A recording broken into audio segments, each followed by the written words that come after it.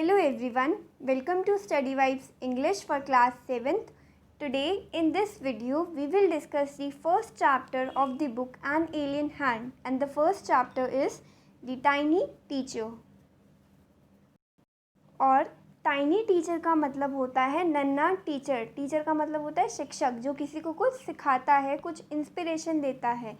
और इसी के साथ हम इस चैप्टर को शुरू करने से पहले कुछ इम्पॉर्टेंट पॉइंट्स पढ़ेंगे जो आपको यहाँ पर दे रखे हैं. और ये हैं, दो so very small the ant is unbelievably intelligent and hard working.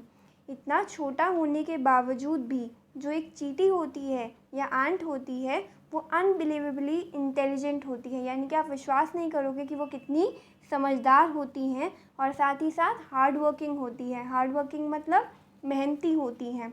Among the various kinds the commonest ant is black और रेड. अब चींटियाँ तो बहुत तरीके की होती हैं, लेकिन जो सबसे कॉमन है, जो हमने भी देखी है, आपने भी देखी है, वो कौन सी होती है? ब्लैक वाली एंट और रेड वाली एंट, यानी कि ब्लैक चींटी और रेड चींटी. Ants live in comfortable homes called ant hills. अब ये चींटियाँ रहती कहाँ हैं? तो ये बहुत कम्फर्टेबल होम्स, यानी कि ऐसी जगहों पर जो इनको आराम देगा, जैसे कि एंट हिल्स में ये रहती हैं. एंट के घर को आप क्या कहेंगे?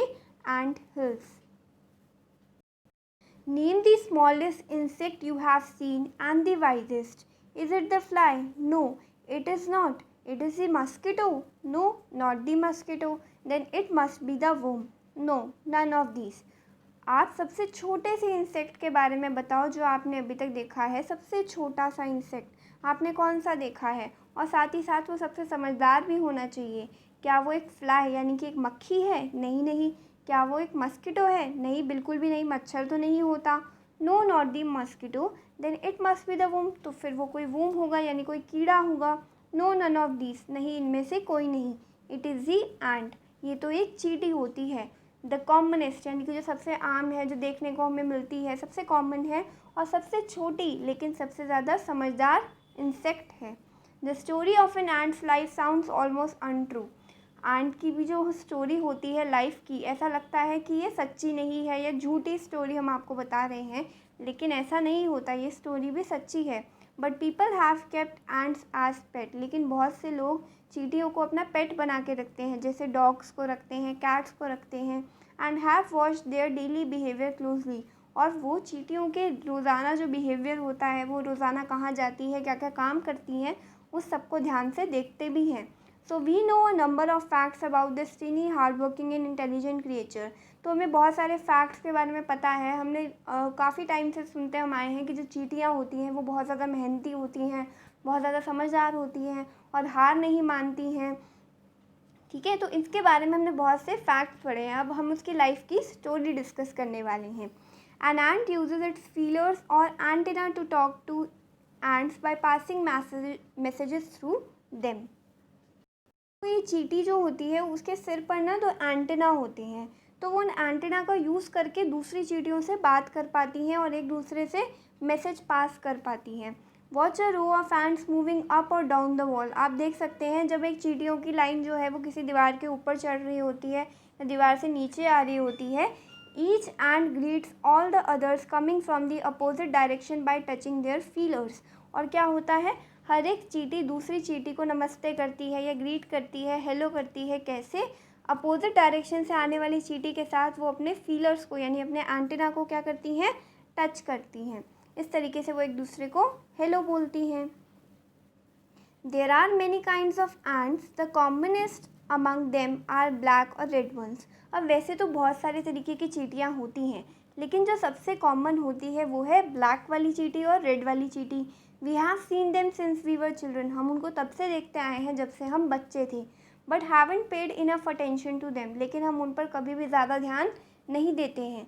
Where do they live. वो कहाँ पर रहती हैं? In their comfortable homes called nest और एंट हिल्स. वो रहती हैं अपने कम्फर्टेबल यानी कि आराम देने वाले घरों में, जिनको कहा जाता है नेस्ट या फिर एंट हिल्स. अब जो एंट हिल्स है ना, उसको हिंदी में बाम्बी भी बोलते हैं. क्या बोलते हैं? Bambi. Each has hundreds of little rooms and passages. In some of these rooms the queen ant lay eggs. Others are nurseries for the young ones called grubs. अब क्या होता है, हर एक एंट हिल में बहुत सारे यानी कि तकरीबन 100 के करीब उसमें क्या होते हैं, कमरे होते हैं और बहुत सारे रास्ते होते हैं। उनमें से देखो कुछ रूम्स तो ऐसे होते हैं जिनमें क्या होता है, जो रानी चींटी होती है ना वो अपने अंडे देती है, एग्स ले करती है, और बाकी सारी होती है नर्सरीज। नर्सरीज का मतलब क्या होता है, जहाँ पर बच्चे रहते हैं उसके कमरे को नर्सरी कहते हैं।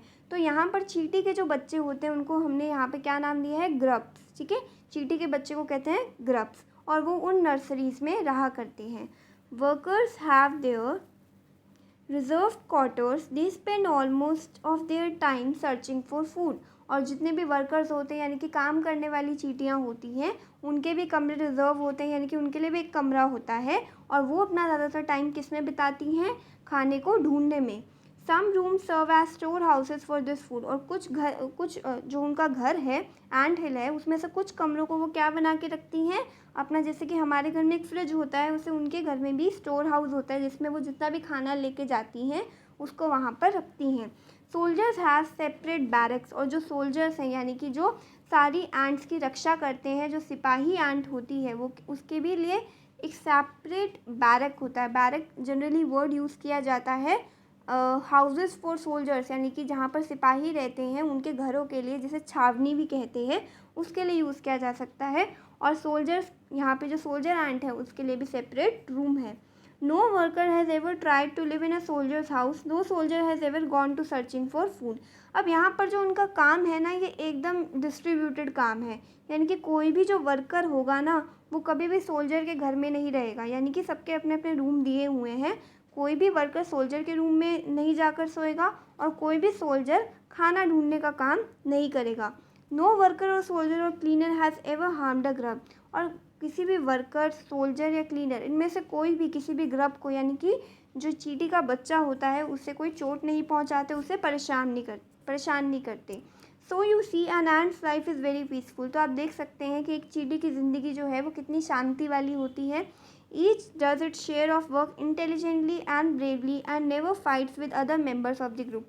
हर एक अपना काम जो है बहुत समझदारी से, इंटेलिजेंटली और ब्रेवली, यानी कि बहुत बहादुरी से, हर एक वर्कर, जो भी चींटी है, चाहे वो वर्कर है चाहे वो सोल्जर है, सब अपना अपना काम करते हैं और कभी भी ग्रुप के बाकी सभी मेंबर्स से लड़ाई झगड़ा नहीं करते। अब हम इस चैप्टर के सेकंड पार्ट को डिस्कस करेंगे। इस चैप्टर के जो क्वेश्चन आंसर्स हैं ना, उसके लिए आपको एक सेपरेट वीडियो मिल जाएगा। और प्लीज़ आप चैनल को सब्सक्राइब करना और वीडियो को लाइक करना मत भूलना अगर आपको ये एक्सप्लेनेशन अच्छा लग रहा हो। The queen ant has a pair of wings which she cast off before she begins to lay eggs. अब जो यहाँ पे रानी चींटी है ना, उसके पास पर होते हैं, यानी कि विंग्स होते हैं, पंख होते हैं, जिसे वो हटा देती है इससे पहले कि वो अंडे दे। Eggs hatch and become grubs. Grubs change into cocoons and cocoons break to bring forth complete ants. और फिर क्या होता है, जो अंडे होते हैं ना, एंट्स के एग्स होते हैं, वो जब फूट जाते हैं तो उनमें से ग्रब्स निकल आते हैं। ग्रब्स का क्या मतलब होता है, चींटी का बच्चा। ग्रब्स जो होते हैं वो फिर कुकून में बदल जाते हैं, और जो कुकून है वो क्या होती है, एक प्रोटेक्टिव कवरिंग होती है, आसपास एक प्रोटेक्टिव कवर वो अपने बना लेते हैं अपने आप की रक्षा करने के लिए। और फिर कुकून को तोड़कर जो है पूरी की पूरी चींटी जो है वो बाहर आ जाती है। The life of an ordinary ant is the ant hill is a book which many of us seldom open. यानी कि एंट हिल की जो कहानी है, चींटियों की जो कहानी है, वो एक ऐसी किताब की तरह है जिसको हम सिर्फ सेल्डम, यानी कि कभी कभी ही खोल कर देखते हैं, यानी कि कभी कभी ही हम चींटियों की बात करते हैं। The queen is the mother of the entire population of the colony. अब यहाँ पर जो क्वीन होती है, यानी कि जो रानी चींटी होती है, वो चींटियों का जो पूरा ग्रुप होता है उसकी मदर होती है, माँ होती है।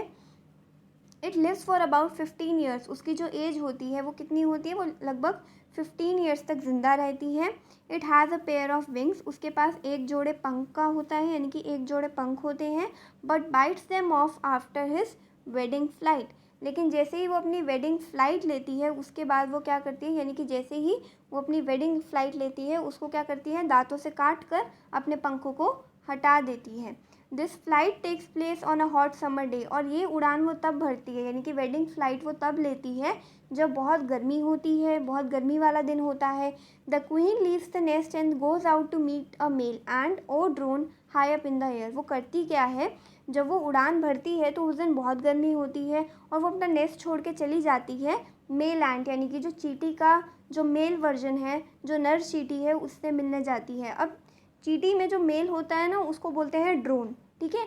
तो वो ड्रोन से मिलने जाती है high up in the air, यानी कि वो हवा में उड़कर जाती है, क्योंकि उसके पास तब तक तो पंख होते हैं।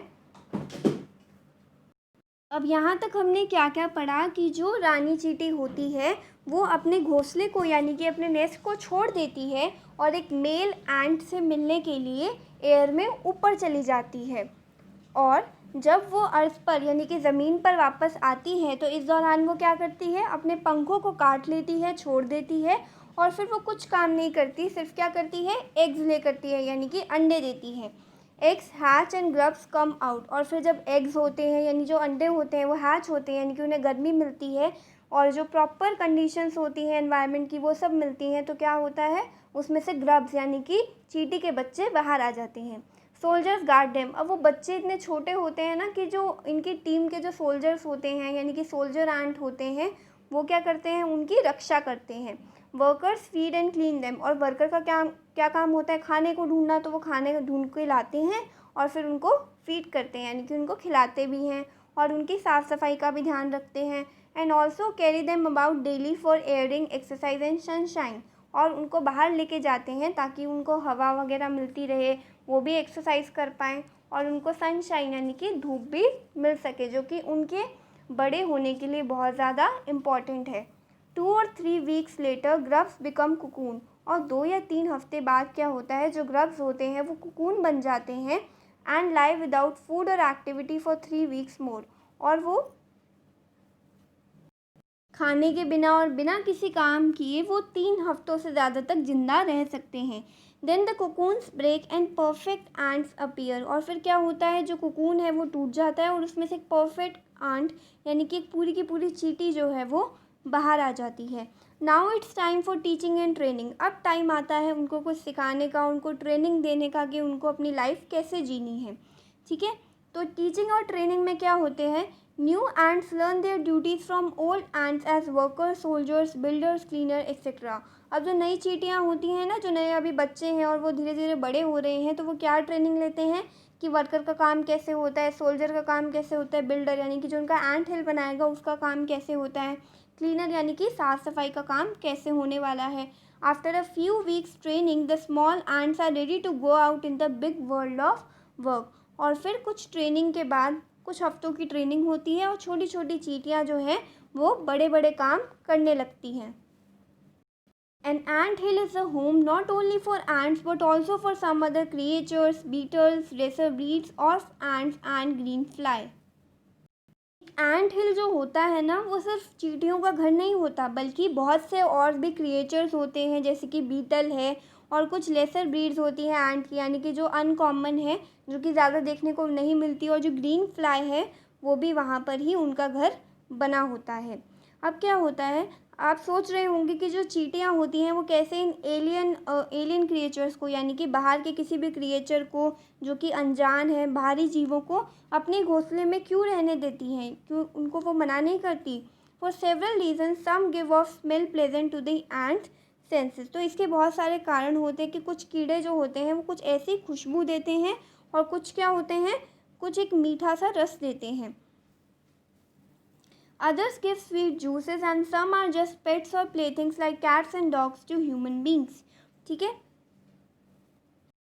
जैसे कि चींटियाँ होती हैं, उनके भी एंटरटेनमेंट के लिए, जैसे ह्यूमंस के लिए भी हम पेट रखते हैं, कैट रखते हैं, डॉग रखते हैं, ऐसे वो भी एलियन क्रिएचर्स को, जैसे कि बीटल्स हैं और कुछ अनकॉमन स्पीशीज़ हैं, उनको अपने घर में पेट की तरह रखती हैं, उनके साथ खेलती हैं। The green fly is the ants cow, और जो ग्रीन फ्लाई होती है वो क्या होती है, जो चींटियाँ होती हैं उनके लिए क्या है, वो एक गाय है। The ants train it to give a honey dew, यानी कि जो एंट्स होती हैं ना, वो उसको पूरी तरीके से ट्रेन करती हैं कि कैसे तुम्हें हनी ड्यू देना है। हनी ड्यू का मतलब क्या होता है, एक मिल्क जैसी चीज़ देनी है with a touch of their antenna, कि एंटीना को टच करते ही उसको फिर दूध देने के लिए, या जिसे हनी ड्यू कहते हैं, वो सब देना सिखाती हैं। They milk it just as we milk the cow, और वो इसी तरीके का मिल्क होता है जैसा कि हमें काउ से मिलता है। Have humans learned as much as ant have, क्या हम इंसान चींटियों के जितना अभी तक कुछ सीख पाए हैं? Perhaps they have but they haven't put their learning to good use. यानी कि हम जो इंसान हैं वो अपने ये जितनी भी चींटियाँ हैं उनको क्या मान सकते हैं, टिनी टीचर मान सकते हैं, टाइनी टीचर मानकर इससे बहुत कुछ सीख सकते हैं। हम इंसानों ने बहुत कुछ सीखा है लेकिन हम उसका अच्छे से यूज़ नहीं कर पाते हैं। They may still learn a few things from this tiny teacher like hard work, हमें उनसे मेहनत करनी सीखनी चाहिए, सेंस ऑफ ड्यूटी, अपने काम को कैसे करना है, डिसिप्लिन कैसे रखना है, क्लीनिनेस जैसे कि साफ़ सफाई, care for the young ones यानी कि अपने से छोटों का देखभाल करना, और इस सबसे ऊपर a firm loyalty to the land where they live, और जिस भी जगह पर वो रहते हैं उसके लिए लॉयल रहना यानी कि वफ़ादार रहना भी हम इस चीज़ से सीख सकते हैं। आई होप आपको ये चैप्टर समझ में आया होगा। आप प्लीज़ चैनल को सब्सक्राइब कर दो और फिर हम पढ़ेंगे इस बुक का next chapter. Thanks for watching.